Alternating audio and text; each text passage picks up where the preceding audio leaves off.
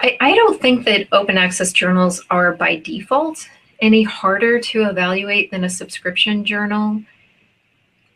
I think that unfortunately with the author pays model, it has created a lot of journals that really aren't doing a proper job of peer review. And sometimes the publishers have, just do things that are sort of questionable about how they, like posting a one rate for submission, and then when they actually accept an article, the rate has changed, that kind of thing. Unfortunately, I think with that author pays model, that has spawned a lot of questionable publishers. And so it has made it so that it's possible for stuff to get published that maybe wouldn't necessarily get published in a subscription journal, because to get subscribers you have to sort of show something for it, whereas this other model puts that momentum behind, like the possibility of somebody publishing something and being able to pay a fee for it and get it published. I do think that makes it harder, just in the sense that there is quite a bit of content that's being published in these sort of questionable journals out there. And it does put more of a burden on scholars, because because there's so many of them that have started up. And so then they have to spend time, if they're interested in perhaps publishing in that source, it takes their time and it takes effort to review that source. It's not something that you can just look in one place and then you're done. So I think from that perspective, it has added, I think it just has added to the overall volume of what a scholar would have to deal with in their field.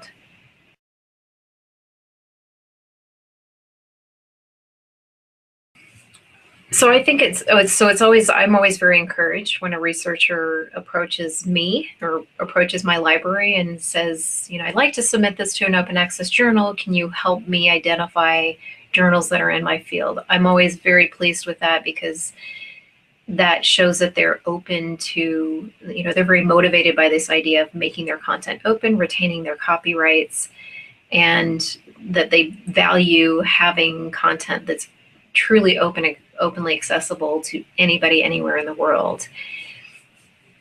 What libraries can do is to provide guidance on and kind of point them towards the resources that I mentioned about, looking for just the standard bearers of that it has an ISSN, that it's indexed in the Directory of Open Access Journals, for example. Also just to see where it's indexed by content discovery systems, such as, is it in PubMed, Web of Science, Scopus, whatever database would be relevant to the researcher in their field. That's definitely one issue where I think it's difficult for open access journals, for new ones, because it does often take a while before you get picked up and indexed by those databases. So I think it's like helping people look for those indicators and the other sources that would help them discern whether it's a good publication or not. And also there, a big stumbling block that often comes up with open access publishing, if it's in a journal, is more and more of just the common method of the business model for supporting open access is the author pays method. And so that's often the part where, there's some people who they really want to publish open access, but they don't have the funds to do it. And so if libraries can provide an open access fund, I think that's a really great way to really put our money where our mouth is. Libraries for years have been trying to encourage our scholars and our researchers to publish open access. And for people who really want to and are on board with that, but don't have the funds themselves, don't have either a research grant where they can use funds from that grant to pay for the publication costs, or a department that will help them cover those costs.